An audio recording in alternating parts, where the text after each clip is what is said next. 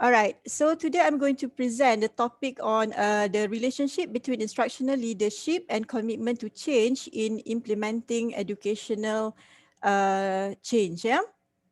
All right, so this is the background. All right, so the implementation of school-based assessment, okay, by the Ministry of Education Malaysia is aimed to improve the school assessment techniques in our country. So I'm referring to SBA as the school-based assessment. Yeah, so SBA is a holistic method which fits with the country's goal to produce a globally competitive workforce, measuring not only the cognitive development, okay, but also affective, which are the emotional and spiritual and also the psychomotor development. Yeah. All right. So before this, in our country, the assessment system is too exam oriented. Okay, and it stressed more on students' examination performance. Yeah. All right. So now we have moved to a more holistic assessment, yeah, by focusing on both academic and also the non-academic aspects lah. All right. And also this will lead to a comprehensive changes, okay, in order to improve the current school assessment techniques in improving the teaching and learning quality in schools. Yeah. So instructional leaders, they are those who are responsible for organizing, creating, and ensuring a positive attitudes towards change. And the role as agents of change in school is very crucial. Yeah. Okay, so instructional leaders refers to the behavior of principals in school adopted with the purpose of developing, improving, teaching and learning in schools, which involve teachers, students, parents, school planning, school management, resources, as well as the culture of the school. All right, so as you can see, the instructional leadership model by Hellinger and Murphy, 1985, okay, they stated that instructional leadership includes three dimensions, which are defining the school's missions, managing the instructional program, as well as creating a learner climate of the school. Okay, learning climate of the school, sorry. Yeah. So besides that, there are 10 aspects, yeah, under all the dimensions, which are formulating the goals of the school, presenting the goals of the school, supervising, evaluating instruction, coordinating the curriculum, monitoring students' progress, controlling, um, where is it? Monitoring students, managing the time of teaching, maintaining visibility, providing incentive for teachers, promoting professional development, as well as providing incentive for learning. Yeah. All right, so for the problem statement, okay, changes in the organization are important and necessary to compete in a rapidly evolving world. All right, so the role of leaders as agent of change is very important, in order to prepare employees to be committed and willing to change. So instructional leadership is said to be the most suitable leadership behavior that gives a positive impact in preparing teachers to change. And also based on the study by Hashkovic and Mayer, 2002, there are three dimensions of organizational commitment to change, okay, which include the effective commitment to change, that is 1, 2, when an individual, he has the desire to support the change, yeah, and he believes that it will bring benefits to himself. And then we have normative commitment to change, is when there is a sense of responsibility to support the change. And also we have continuous change, commitment to change, that is have to, when an individual thinks of the perceived cause if the change is not supported.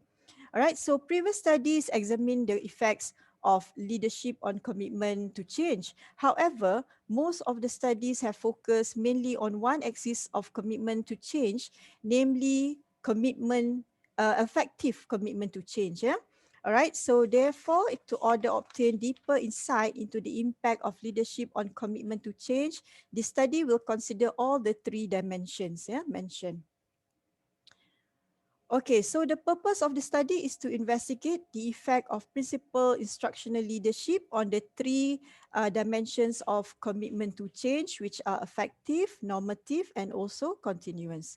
All right, as for the method, this is a quantitative correlational study. So the data was obtained from 402 secondary school teachers, through stratified random sampling. And also we use an adapted questionnaire to measure the principal instructional leadership and also the teacher's commitment to change. And for the questionnaire used for measuring principal instructional leadership, we use the Principal Instructional Management Rating Scale, okay, by Hellinger, which has 22 items. Yeah. And for the commitment to change questionnaire, we have 18 items that was developed from the 3-component model by Mayer and Allen and Heshkovic and Mayer in 2002.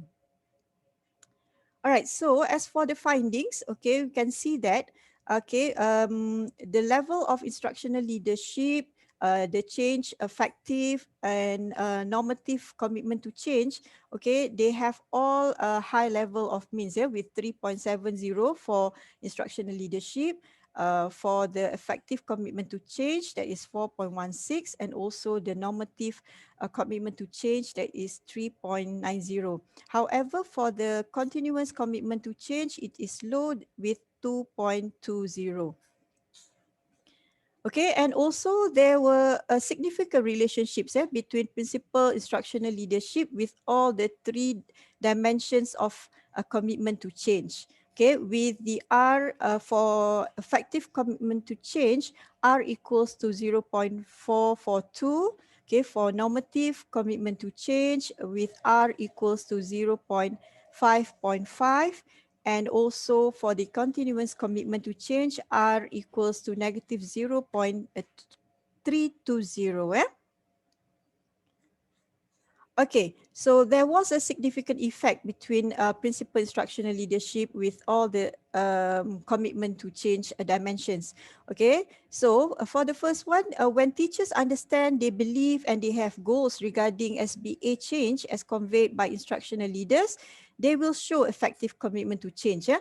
It can be seen through teachers' desire to implement and support those changes. Okay, and it indicates that leadership affects employees' commitment to change in various employment sectors. Okay, and this is the studies is in line lah with Omar and Chong 2020 and also Rahmah 2020.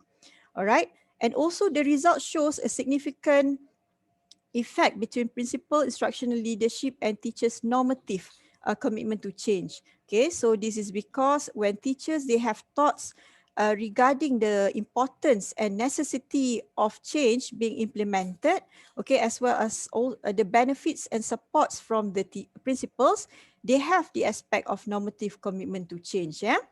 And the result also showed a significant negative relationship between principal instructional leadership and also teachers' continuous commitment to change. So this shows that teachers support SBA change because they have been given enough information, guidance, and skills needed from the principals. Okay, so this study contributes in terms of empirical literature review of this field and enhances the understanding of importance of principal instructional leadership to principals as well as to teachers. Right, so this is because principal instructional leadership can influence teachers' commitment to change. Okay, their effective, their normative, as well as their continuous commitment to change. And furthermore, the study proved that the model developed is in line with the research theory.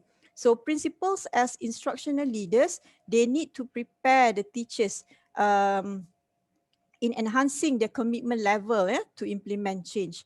So if teachers, they receive comprehensive information as well as they have enough support and resources, they will be more prepared to implement change committedly. So this study can be a reference for relevant parties in organizing programs and trainings related to change implementation for principals and also teachers. Okay. So to conclude, changes in education due to the SBA system call for a strong commitment not only from the principals, school management leaders, as well as teachers. So they will serve as the primary catalyst for change. And principal especially, they must act as agents of change to ensure that school reach their goals when changes are implemented. Okay, and also making sure the teachers are committed to change. And this is because teachers, when teachers are invested in organizational change in their school, they will be more committed to the implementation of said changes. All right, so with that, I thank you.